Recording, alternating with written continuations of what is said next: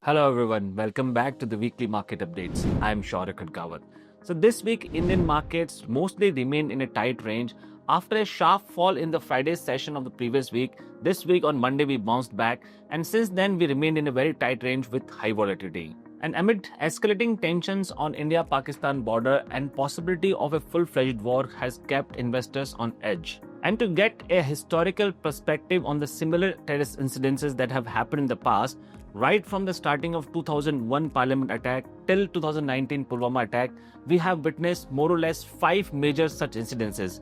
And on all these incidences, markets have reacted differently. If we talk about 2001 Parliament attack, markets were already have rallied 30 to 40% before the incident happened on 13th of December 2008, and just after that market have witnessed a sharp sell-off. But markets have bounced back in no time. Similarly, if we talk about the terrorist attack of November 2008, that time markets were already down because of the Lehman Brothers crisis and already have witnessed a sell-off of around 50 to 60%.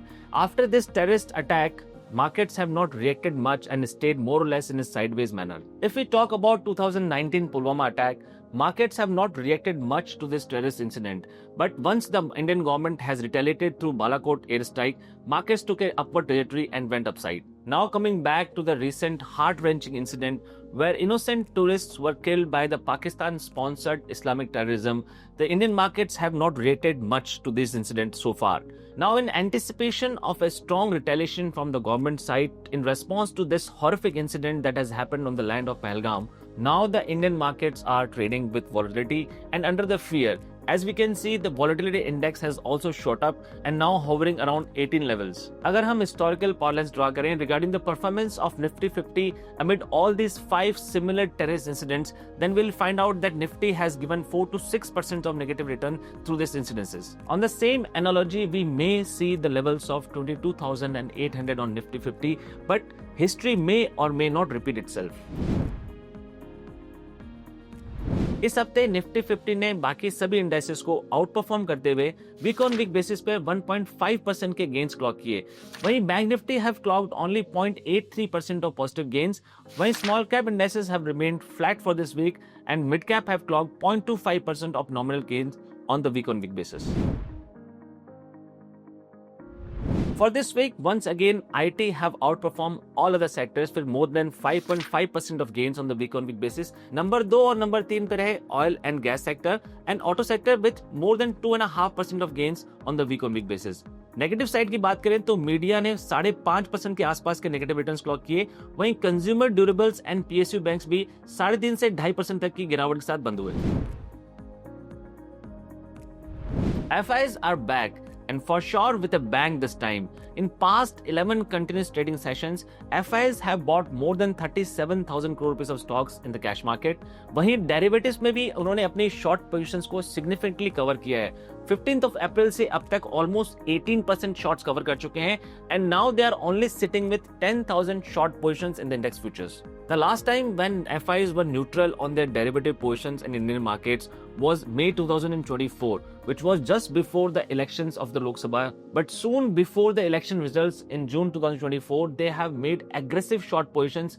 But election results के आते ही जैसे ही Modi government की continuation की confirmation आई, उन्होंने अपनी शॉर्ट पोजीशंस को बहुत एग्रेसिवली कवर किया and they have started building long positions and by July 2024 they were net 87% long on index derivatives.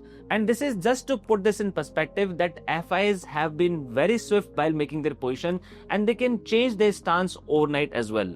FIs fast in and fast out के प्रिंसिपल पर काम करती हैं, इसलिए उनके स्टांस और पोजीशनिंग पे ज्यादा भरोसा नहीं किया जा सकता. Nonetheless, for this week, they have remained net buyers in the Indian cash market with more than 4,900 rupees of stocks they have bought. साथ ही DIs ने भी इस हफ्ते FIs के साथ हाथ से हाथ मिलाकर करीब 6,000 करोड़ की बाइंग कैश मार्केट में की.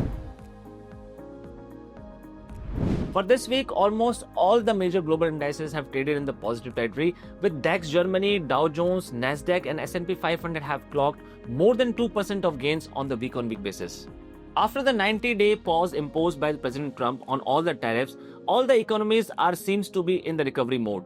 साथ ही प्रेसिडेंट ट्रंप और उनके ट्रेजरी सेक्रेटरी स्कॉट बेसेंट ने अपने रिसेंट कमेंट्स में इस तरह के इंडिकेशन दिए हैं कि India might be going to be the first country to strike a trade deal with USA.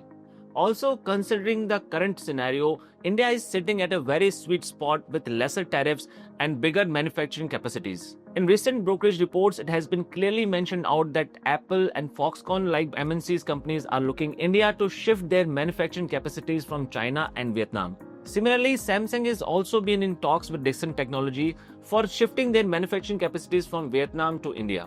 This 90-day pause is going to end in the month of July, and considering the recent developments between US and China and other countries, it seems that President Trump might reach to an amicable solution for this tariff war. हालांकि China के साथ अभी तक कुछ conclusive बातचीत सामने निकल कर नहीं आई है, बट यूएस ने कंटिन्यूसली क्लेम किया है that they are in talks with their Chinese counterparts and very soon they both will come on the table to negotiate. For this week, both the precious metals, gold and silver, along with the crude oil, which is the most important commodity for Indian economy, has seen a downward trend. जहां gold ने week on week basis पर 2.70 के negative returns clock किए, वहीं silver भी 1.39% की कमजोरी के साथ बंद हुआ. ब्रेंट क्रूड ऑयल ने इस हफ्ते करीब 6% से भी ज्यादा की कमजोरी दर्ज की, and with recent comments from the president Trump that whomsoever will take oil from the Iran, he'll have to face severe sanctions from the US. On a positive news, GST collection have rose to 12.6% and reached to all-time high level of 2.37 lakh crore rupees for the month of April. Similarly, India's industrial production has rose to 3% from 2.9% in the month of February. Also, the mining, manufacturing and electricity sectors have seen a growth of 0.43% and 6.3% respectively. In a biggest defense deal ever, India has signed 26 Rafale deal with France for 67,000 crore rupees, which comes to around 7.4 billion USD dollars. This is it for this week. We'll come up with more information next week. Till that time, stay tuned with us. Thank you so much. Jai Hind.